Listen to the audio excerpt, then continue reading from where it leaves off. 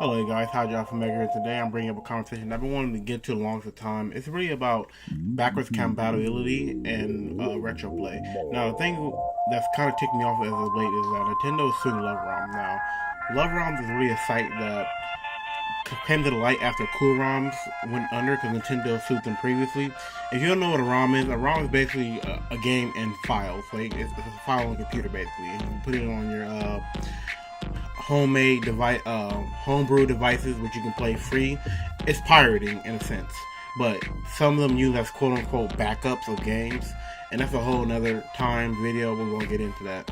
Now, what really confuses me is that Nintendo claims that they want to get on the same page as Microsoft and PlayStation, and what they do is they both have subscriptions to entice you to get retro games at a discounted price to get their membership.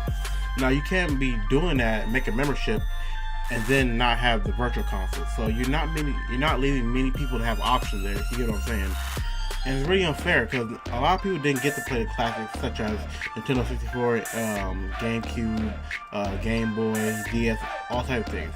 Like, for me personally, I really think now is the best time to sell DS games now that the Switch is a thing, because you can play the bottom screen on your Switch and on your wait, my bad. You can play more games on your TV, like on Switch version, than on your regular. You know what I'm talking about? Play the Switch on the game on the TV.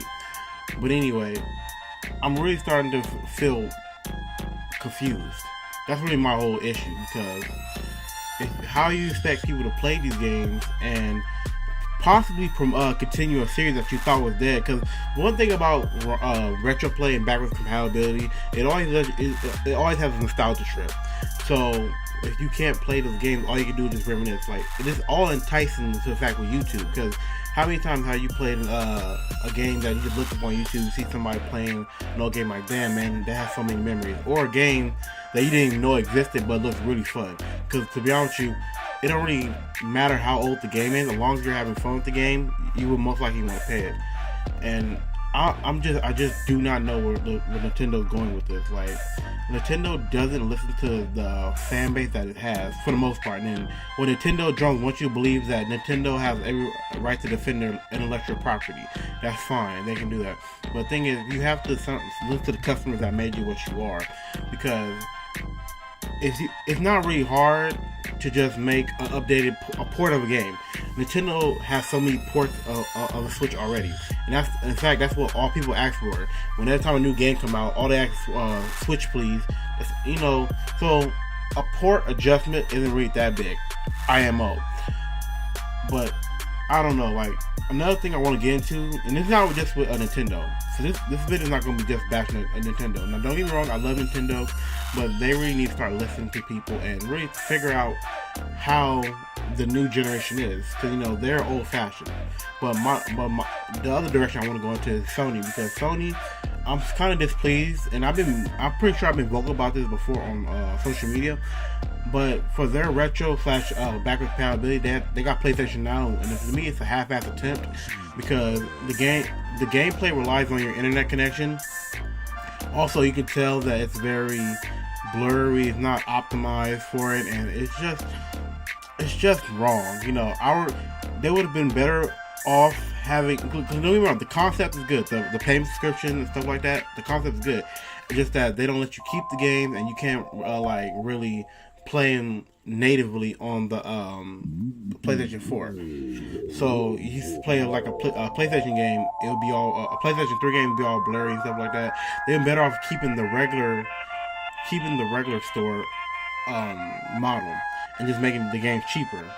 And I get it, and I will give them credit for this. They do include PS4 games, but the PS4 games are a little bit outdated, because you really think about it, the PS4 has been out for what, 4 to 5 years now, so it's a little outdated in my opinion. But I really wish these companies would start doing it more. That's why I'm a fan of how Microsoft does the backwards compatibility.